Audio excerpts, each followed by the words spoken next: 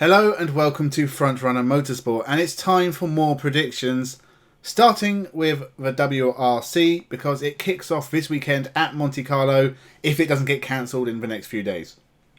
Ignoring that, we'll go straight ahead and I'll give you just 10 predictions that I think will happen during the course of the year. I don't do a normal like who's going to finish first, second, third, fourth, fifth list for the WRC because there's only 3 teams and 8 full-time drivers. There's not really any point. So this is just 10 either events or just general things that will happen through the course of the year. So remember to subscribe. It's going really well at the moment. Lots of people doing it. You should too. And with that, sit back, relax, and let's begin.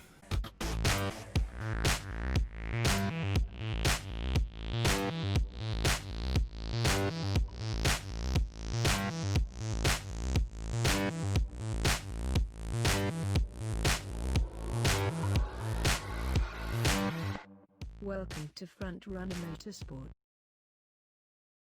Number 1, more events will be cancelled. Now, I say this with a heavy heart because it sucks only having 7 rounds in a World Rally Championship, especially when they go January to December.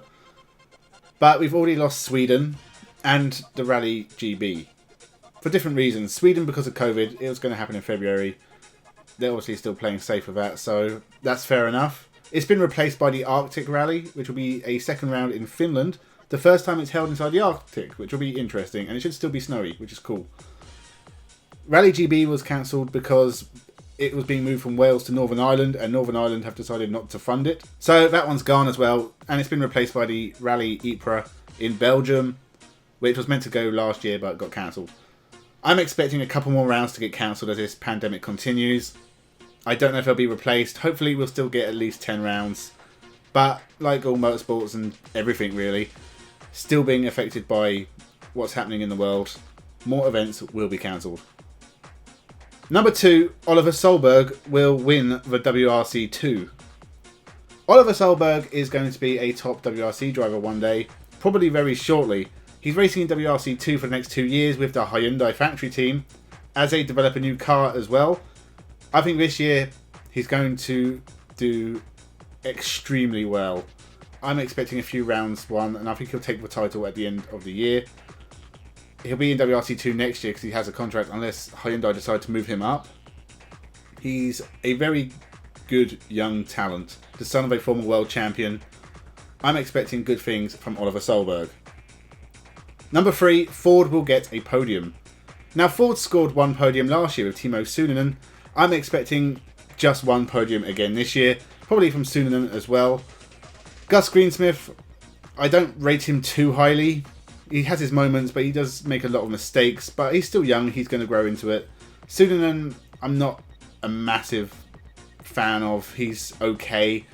And Ford haven't had the best track record, and they can't really seem to match Toyota and Hyundai, but I expect them to get at least 1 podium, probably in Finland somewhere. Number 4, Evans will not win a round of the WRC in 2021. Elfyn Evans had the year of his life last year and should have been champion if not for misfortune at Monza. Unfortunately, I expect him to struggle this year. I think he'll drop back a little bit. His motivation and confidence has probably been hurt quite a lot. I think he's a decent driver. He'll do well, but I don't expect him to win a round. Number 5, Kalle Rovanperä will take his first win in WRC. Complete opposite, Kalle Rovanperä had a brilliant year last year. He was consistent throughout. He is a very, very good driver, and I expect him to take his first win in 2021 and maybe even challenge for 3rd in the championship. Don't see him winning it overall. He's a very good driver, but in a couple of years he's going to be a top contender challenging for the overall winner. Number 6, Ogier will win in Monte Carlo for the 8th time. This will be a record-breaking win for Sebastien Ogier. He's won the Monte Carlo Rally 7 times before. I expected him to win it last year. I even predicted as such, and he didn't. Thierry Neuville took his first win. But I expect Sebastien Ogier in his final year as a full-time WRC driver to come back stronger than ever and take his 8th Rally Monte Carlo. Number 7, Takamoto Katsuta will have a better year. The year started pretty well with Katsuta. He got a 7th place in Sweden. He's a really good driver. and I think Toyota are pinning a lot of hopes on him. I expect him to get a full-time WRC drive next year.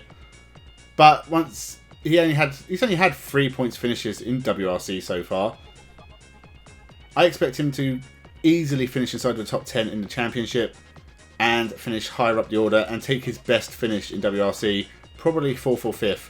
Especially as Rally Japan is currently on the calendar, so if he can do well there, that will be a bonus.